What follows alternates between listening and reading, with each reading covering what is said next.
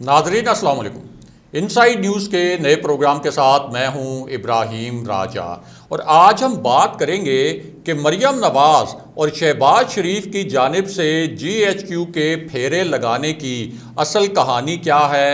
DGISI के मामले पर शहबाज शरीफ किस तरह की सियासी चाल चल रहे हैं। नून लीग का एक ऐसा इजलास जिसे जानबूझकर खुफिया रखा गया, इस इजलास में किस नौयत के हैरानकुन फैसले किए गए। शहबाज शरीफ ने जब ताकतवर हलकों से राब्ते किए तो इन राब्तों पर शहबाज शरीफ को क्या जवाब मिला। मियां नवाज शरीफ की लंदन वाली रिहाइशगाह पर किस तरह की हैरानकुन सूरत हाल पैदा हुई। जब मियां नवाज शरीफ से एक अहम तरीन सवाल किया गया तो उनका क्या जवाब था और वज़ीर आज़म इमरान खान को किस तरह के अहम फैसले करने पड़े हैं। हमारे जिन दोस्तों ने अब तक हमारे चैनल को सब्सक्राइब नहीं किया उनसे हम कहेंगे कि हमारे चैनल को सब्सक्राइब कर लें ताकि उन्हें अहम मालूमात बर वक्त मिलती रहें। अब वापस आते हैं आज के मौजू पर, यानी मरियम नवाज़ और शहबाज शरीफ की जानिब से GHQ के फेरे लगाने की कहानी क्या है और DGISI की तैनाती के मामले पर शहबाज शरीफ किस किस्म की सियासी चाल चल रहे हैं और नून लीग के एक इंतहाई खुफिया इजलास का असल किस्सा क्या है। सबसे पहले आपको बताते हैं कि मियां नवाज शरीफ की लंदन वाली रिहाइशगाह पर किस किस्म का एक दिलचस्प सीन क्रिएट हुआ, क्योंकि मियां नवाज शरीफ जब अपनी रिहाइशगाह से बाहर निकलते हैं तो वहाँ पर जो पाकिस्तानी सहाफ़ी हैं मौजूद होते हैं और उनकी कोशिश होती है कि मियां नवाज शरीफ से जो ताज़ा तरीन मुल्क की सूरत हाल है, यानी जो पाकिस्तान की सूरत हाल है, उस पर कोई सवाल किया जाए। और अमूमन मियां नवाज शरीफ जब निकलते हैं अपनी रिहाइशगाह से तो वो जाते हैं हसन नवाज के दफ्तर, जिसको मुकम्मल तौर पर एक सियासी सेक्रेटेरिएट में बदला जा चुका है। वहीं से मियां नवाज शरीफ खिताब करते हैं अपने पार्टी रहनुमाओं से और इसी तरह PDM के जलसों से जो वो खिताबात करते रहे वो भी हसन नवाज के दफ्तर से ही किए जाते हैं। अब जिस वक्त मियां नवाज शरीफ बाहर निकले अपनी रिहाइशगाह से तो जाहिर है कि उसी वक्त पाकिस्तान के अंदर DGISI के हवाले से भी एक ख़ास किस्म की सूरत हाल चल रही थी और कुछ हल्के ये तासुर दे रहे थे कि DGISI के हवाले से अब वज़ीर आज़म इमरान खान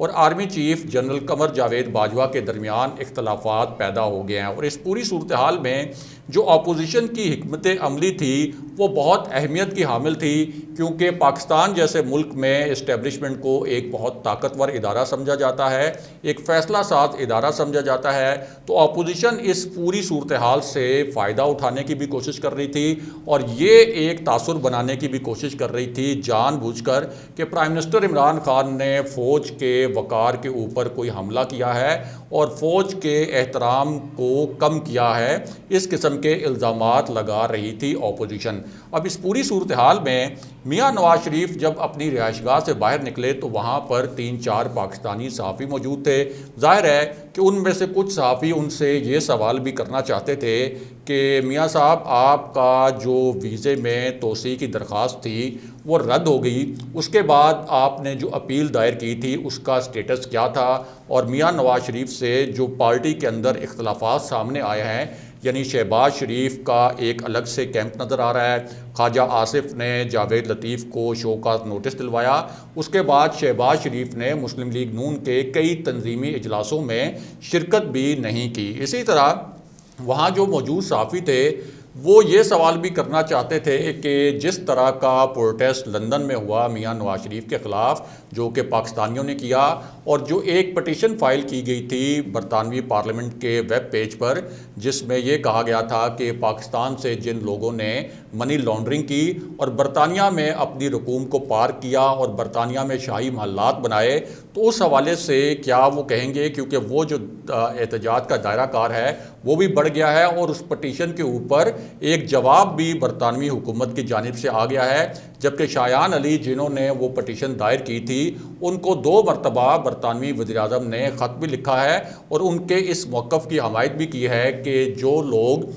منی لانڈرنگ کر کے برطانیہ کے اندر اپنا پیسہ پارک کرتے ہیں، ان کے خلاف ضرور قانونی کارروائی ہونی چاہیے۔ اب اس پوری صورتحال میں جب میاں نواز شریف کو صحافیوں نے روکا تو سب سے پہلا سوال ان سے یہ ہوا کہ آپ یہ بتائیں کہ 12 اکتوبر 1999 کو جو مارشل لاء لگا تھا اور جب آپ کی حکومت تھی اور سابق صدر پرویز مشرف نے، سابق آرمی چیف نے مارشل لاء لگایا تھا، تو اس معاملے پر آپ کیا کہیں گے؟ اب اس سے پہلے تو میاں نواز شریف اپنی ہر تقریر میں وہ اس مارشل لاء کا ذکر کرتے تھے اور بہت سنگین نوعیت کے الزامات بھی عائد کرتے تھے۔ یہ دعویٰ بھی کرتے تھے کہ جب یہ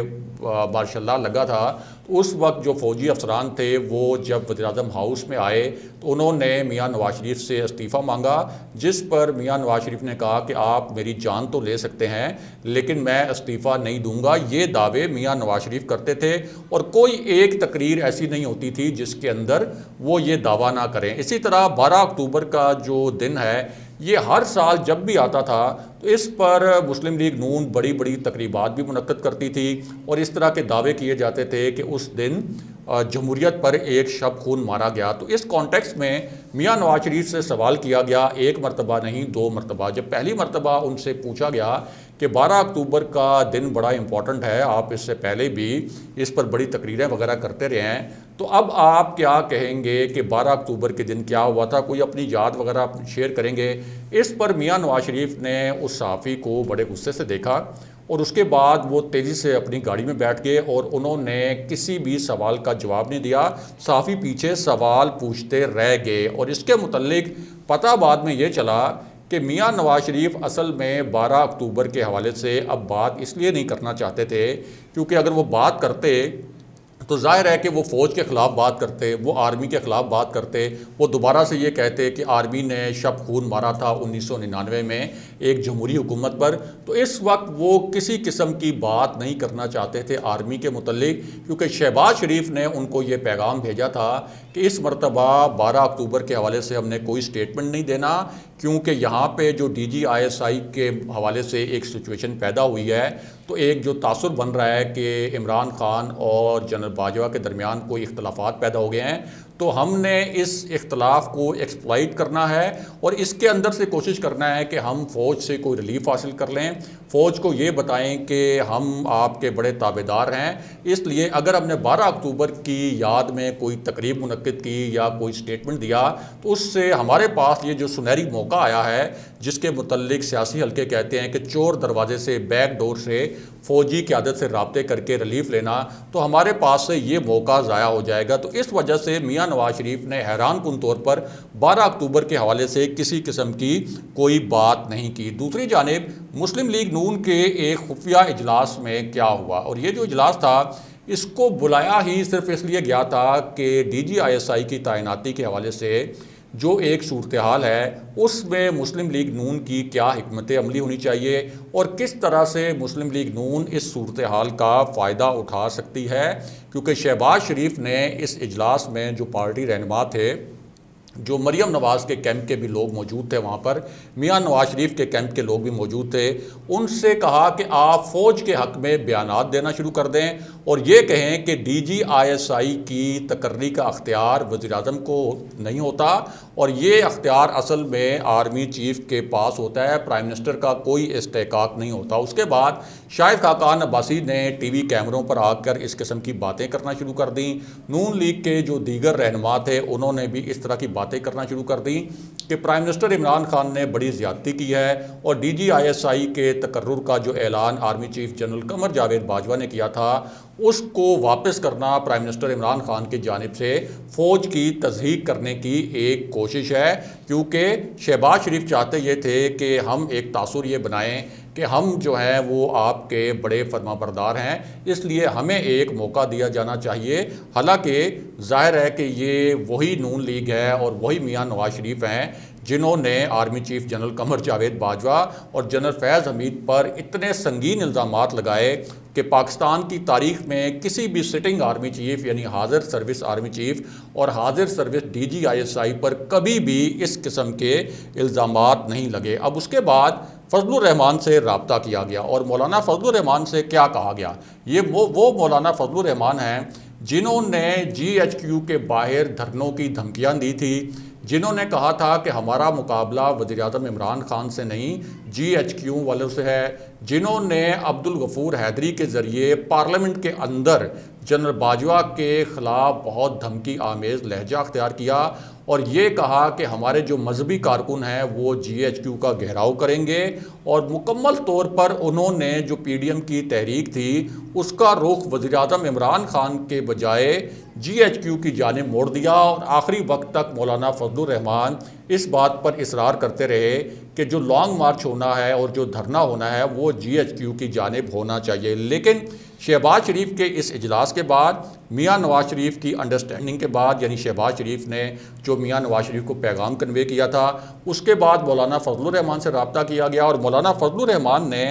یہ بیان دے دیا کہ فوج ہمارا ایک بڑا منظم ادارہ ہے، فوج ملک کی وقار کا ضامن ہے، فوج ملک کی سلامتی کی ضامن ہے، اور اس منظم ادارے کے اوپر وزیر اعظم عمران خان نے حملہ کیا ہے، اس کے وقار کو پامال کیا ہے، اور اس کے احترام میں وزیر اعظم عمران خان کمی لائے ہیں اور وہ ہر ادارے کو روند رہے ہیں۔ اور یہ وہ فضل الرحمان ہیں جو کہ جمہوریت کے علم بردار بن رہے تھے اور GHQ پر دھرنوں کی دھمکیاں دے رہے تھے۔ لیکن یہ سارے جو بیانات ہیں ان کو اگر آپ ایک سیکونس میں رکھیں تو آپ کو پتہ لگے گا کہ اپوزیشن اس وقت کس قسم کی سیاست کرنے کی کوشش کر رہی ہے اور اس پوری سچویشن میں سے کتنا گھناؤنا کھیل کھیل رہی ہے۔ لیکن جو اصل ٹوسٹ آیا اس پورے معاملے میں، وہ ٹوسٹ آیا مریم نواز کے حوالے سے، جنہوں نے ایک تہلکہ خیز سیاسی چال تو چلی لیکن ان کی یہ سیاسی چال الٹ گئی اور ناکام ہو گئی۔ اور یہ بھی وہی مریم نواز ہیں جنہوں نے آزاد کشمیر کے حوالے سے ایک ایسا ٹویٹ کیا جو کہ بھارتی میڈیا کی ہیڈ لائن بن گیا۔ بھارتی میڈیا نے اس حوالے سے بڑی زہریلی خبریں چلائیں اور مریم نواز نے یہ ٹویٹ اس وقت کیا جب آزاد کشمیر میں مسلم لیگ نون کو بدترین شکست کا سامنا کرنا پڑا۔ اس کے بعد مریم نواز نے اس طرح کے فیک ٹویٹس کیے کہ آزاد کشمیر میں پاک فوج کے خلاف بغاوت ہو گئی ہے اور وہاں کے جو لوگ ہیں وہ اس وقت آزادی کے نعرے لگا رہے ہیں۔ یہ بھی لکھا کہ اس سے پہلے تو مقبوضہ کشمیر میں آزادی کے نعرے لگتے تھے لیکن اب آزاد کشمیر میں بھی پاکستان سے آزادی کے نعرے لگ رہے ہیں۔ اس کے ساتھ ساتھ انہوں نے جنرل باجوہ کو بھی کئی مرتبہ دھمکیاں دیں، یہ تاثر بھی دیا کہ ریاستی عہدیداروں کی کوئی ویڈیوز بھی ان کے پاس موجود ہیں، اور ساتھ ہی جنرل فیض حمید کے متعلق تو انہوں نے بار بار ٹی وی کیمروں کے سامنے بھی اور اپنے ٹویٹر پر بھی ان پر وہ کڑی تنقید کرتی رہیں۔ لیکن اب جب وہ میڈیا کیمروں کے سامنے آئیں تو انہوں نے یہ ایک بڑی عجیب بات کی کہ جو تقرریوں کے فیصلے ہونے ہیں اہم اداروں میں، یعنی جیسے DGISI کی تقرری ہے،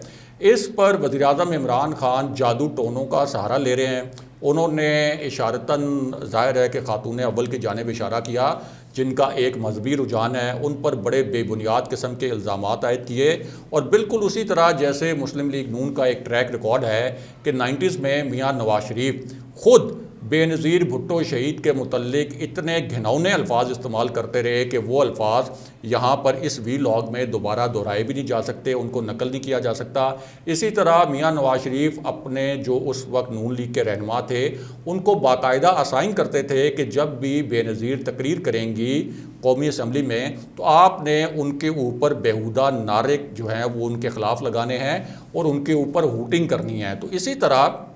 مریم نواز نے جو خاتون اول کے متعلق اس طرح کے الزامات لگائے کہ یہ ایک جادو ٹونے کے ذریعے DGISI کی تقرری کا فیصلہ بھی روکا گیا ہے اور تمام جو ریاستی فیصلے ہیں یہ جادو ٹونے کے ذریعے ہو رہے ہیں۔ ساتھ ہی یہ تاثر بھی انہوں نے دیا کہ جیسے وہ army chief general Qamar Javed Bajwa کے فیصلے کی حمایت کرتی ہیں اور یہ استحقاق جنرل باجوہ کا یہ ہے، وہی جنرل باجوہ جن کے اوپر وہ الیکشن میں دھاندلی کا الزامات لگاتی رہی ہیں۔ اس کے ساتھ ساتھ انہوں نے یہ بھی کہا کہ کوئی شیر کی کھال پہن لے تو وہ شیر نہیں بن سکتا، یعنی پرائم منسٹر عمران خان کے متعلق انہوں نے یہ کہا کہ یہ کوئی میاں نواز شریف کو کاپی کرنے کی کوشش کر رہے ہیں، حالانکہ میاں نواز شریف نے جس قسم کے سٹیٹمنٹس دیے فوج کے خلاف، پرائم منسٹر عمران خان نے تو پچھلے 3 سال میں کوئی ایک بھی سٹیٹمنٹ ایسا نہیں تھا کہ جس سے فوج کے وقار کے اوپر کوئی حرف آئے۔ اسی طرح جو وہ کہہ رہی تھیں کہ پرائم منسٹر عمران خان میاں نواز شریف کے نقش قدم پر چلنے کی کوئی ناکام کوشش کر رہے ہیں، تو جس طرح کے میاں نواز شریف پر کرپشن کے کیسز بنے،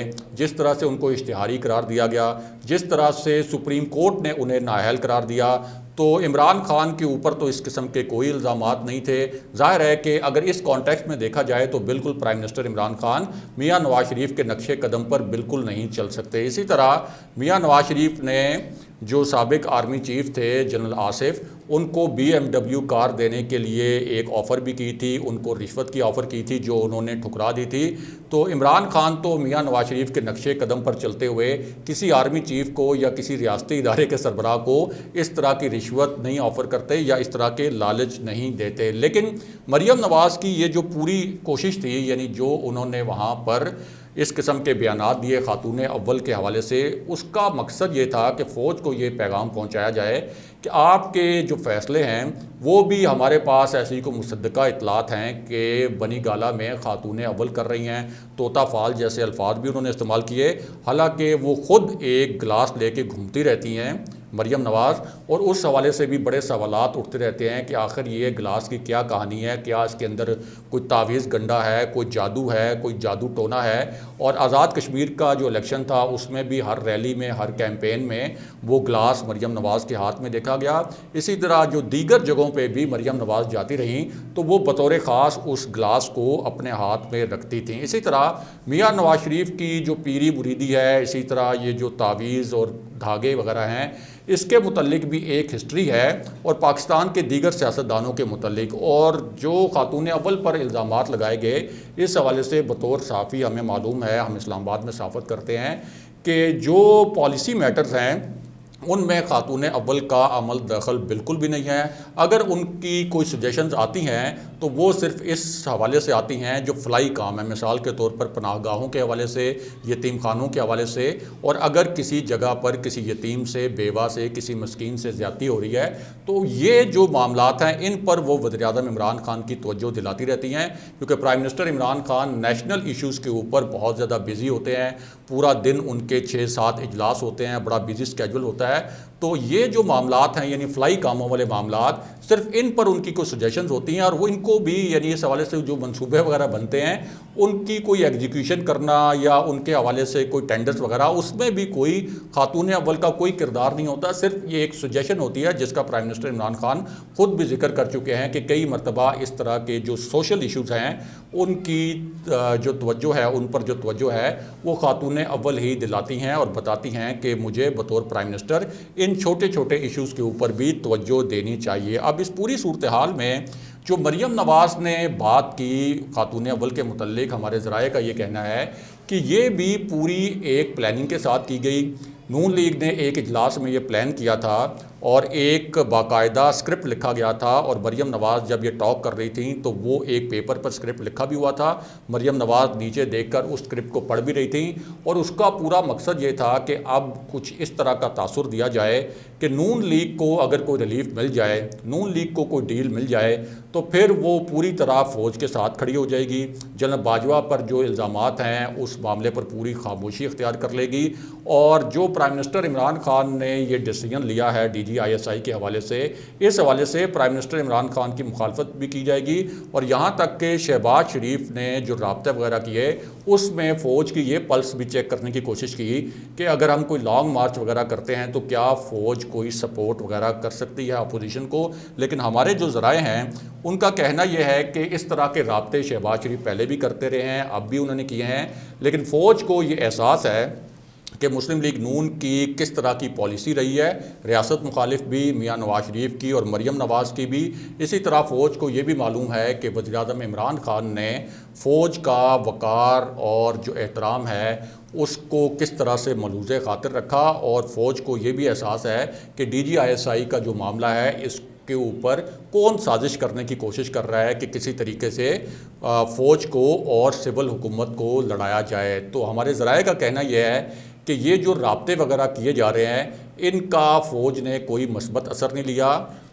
جو پاک فوج کے رینکس ہیں ان میں پرائم منسٹر عمران خان کا بڑا عزت و احترام ہے، جبکہ میاں نواز شریف کے لیے ایک عمومی ناپسندیدگی پائی جاتی ہے۔ اس وجہ سے یہ جو پورا ایک کھیل کھیلا گیا تھا شہباز شریف کی جانب سے اور مریم نواز کی جانب سے کہ کسی طریقے سے فوج کی خوشنودی حاصل کی جائے اس نازک موقع پر، یہ پلان ہمارے ذرائع کہہ رہے ہیں کہ فیل ہو گیا ہے، اور دونوں طرف سے یعنی سول حکومت کی جانب سے بھی اور فوجی قیادت کی جانب سے بھی یہ پہلے سے طے ہو چکا ہے کہ اس معاملے کو مزید فیول اپ نہیں ہونے دیا جائے گا، اور اس حوالے سے جو سازشی عناصر ہیں ان کی کوئی سازش بھی کامیاب نہیں ہونے دی جائے گی۔ اگلے پروگرام تک کے لیے خدا